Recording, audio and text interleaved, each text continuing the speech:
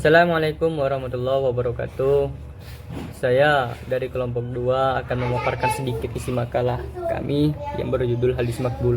Hadis makbul menurut bahasa adalah diambil, yang diterima dan yang dibenarkan.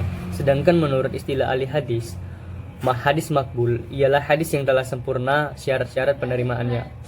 Syarat-syarat penerimaan hadis menjadi hadis yang makbul berkaitan dengan sanad yang tersambung, diriwayatkan oleh rawi yang adil dan dobit, dan dari segi matan yang tidak syadz atau tidak terdapat illat.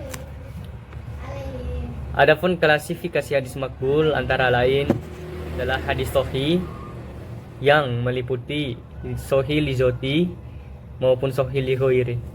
Adapun juga hadis hasan yang meliputi hasan li zati maupun hasan li ghairi. Sahih li zati artinya sahih dengan sendirinya. Sahih menurut bahasa adalah lawan dari syakim, yang sehat lawan yang sakit, dan yang hak melawan yang batil, lawan dari kata batil. Ibnu Hajar mengatakan bahwa hadis sahih adalah hadis yang diriwayatkan oleh orang yang adil, sempurna keras ingatannya, bersambung-sambung terus sanadnya kepada Nabi Muhammad SAW, tidak ada sesuatu yang cacat, dan tidak bersalahan riwayat dengan riwayat orang yang lebih rajih daripadanya. Hadis sahih adalah hadis yang berkumpul pada 5 syarat, yaitu bersambung-sambung sanadnya, sejahtera dari keganjilan, tidak berlawanan dengan riwayat yang lebih rajih, sejahtera dari ilat, semua perawinya adil, semua periwayatnya dobit, semua perawinya dobit. Selanjutnya sahih li ghairi. Sahih li ghairi artinya sahih karena selainnya. Yang dimaksud dengan sahih li ghairi adalah yang tidak sempurna padanya setinggi-tingginya sifat yang mengharuskan kita menerimanya. Maka yang dimaksud dengan hadis sahih li ghairi adalah hadis sahih yang tidak memenuhi syarat-syaratnya secara maksimal. Misalnya, perawinya yang adil tidak sempurna kedobitannya atau kapasitas intelektualnya rendah. Dan yang selanjutnya, yang kedua adalah hasan li zati. Hadis hasan li zati adalah hadis hasan yang dengan sendirinya karena telah memenuhi segala kriteria dan persyaratan yang telah ditentukan. Ada juga yang namanya hasan li ghairi. Hasan li ghairi adalah hadis hasan yang berdiri karena selainnya. Li ghairi artinya karena yang lainnya, yakni satu hadis menjadi hasan karena dibantu oleh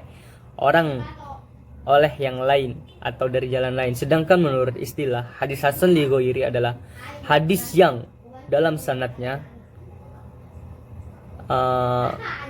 ada rawi mastur atau rawi yang kurang kuat hafalannya, atau rawi yang bercampur hafalannya karena disebabkan usianya, atau rawi yang pernah salah dalam meriwayatkan lalu dikuatkan dengan jalan lain yang sebanding dengannya.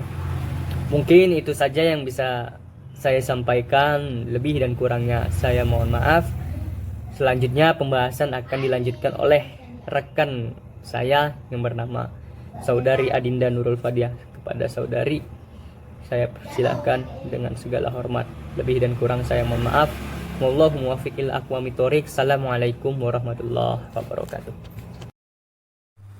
Bismillahirrahmanirrahim. Baiklah, saya akan melanjutkan pembahasan dari pemaparan materi yang sebelumnya. Pada pembahasan sebelumnya terdapat 2 kategori hadis makbul, yaitu hadis sahih yang meliputi sahih li zatihi dan li ghairi, dan hadis hasan yang meliputi hasan li zatihi dan li ghairi.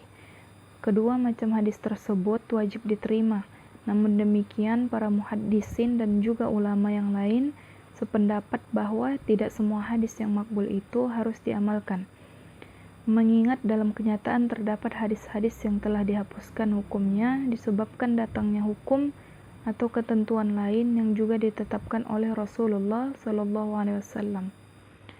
Maka dari itu, apabila ditinjau dari sifatnya, maka hadis makbul terbagi pula menjadi 2, yakni hadis makbul yang dapat diterima menjadi hujjah dan dapat pula diamalkan. Inilah yang disebut dengan hadis makbul ma'mulun bih. Di samping itu juga ada hadis makbul yang tidak dapat diamalkan, yang disebut dengan hadis makbul ghairu ma'mulun bih. Yang pertama, hadis makbul ma'mul bih. Ma'mul bihi atau yang diamalkan yaitu yang dipergunakan untuk menegakkan sesuatu hukum. Hadis-hadis yang diamalkan adalah yang pertama hadis muhkam, yaitu hadis yang menurut bahasa adalah dikokohkan, sedangkan menurut istilah adalah hadis yang diterima yang maknanya tidak bertentangan dengan hadis lain atau semisalnya. Yang kedua, hadis mutakallif. Menurut bahasa artinya bertentangan, sedangkan menurut istilah adalah hadis yang diterima namun pada zahirnya kelihatan bertentangan dengan hadis makbul lainnya. Akan tetapi ada kemungkinan untuk dikompromikan antara keduanya. Yang ketiga, hadis nasik. Menurut bahasa adalah menghapus atau menukil, sedangkan menurut istilah adalah pengangkatan yang dilakukan oleh penetap syariah terhadap suatu hukum yang datang terlebih dahulu dengan hukum yang datang kemudian. Yang terakhir, hadis rojih, yaitu sebuah hadis yang terkuat di antara dua buah hadis yang berlawanan. Lalu hadis yang kedua yaitu hadis makbul ghairu ma'mul bih. Ghairu ma'mul bih atau yang tidak diamalkan yaitu yang tidak dapat dipergunakan untuk menjadi hujjah bagi suatu hukum syara'. Hadis-hadis yang tiada diamalkan adalah yang pertama, hadis mutasyabbih, yakni hadis yang sukar dipahami. Sukar dipahami maksudnya lantaran tidak dapat diketahui takwilnya. Hadis yang kedua, hadis mutawaqqaf, yakni dua buah hadis makbul yang saling berlawanan yang tidak bisa dikompromikan, diterjihkan dan dinasahkan. Kedua hadis ini hendaklah dibekukan sementara. Lalu yang terakhir hadis marjuh, yakni sebuah hadis makbul yang ditenggang oleh hadis makbul lainnya yang lebih kuat.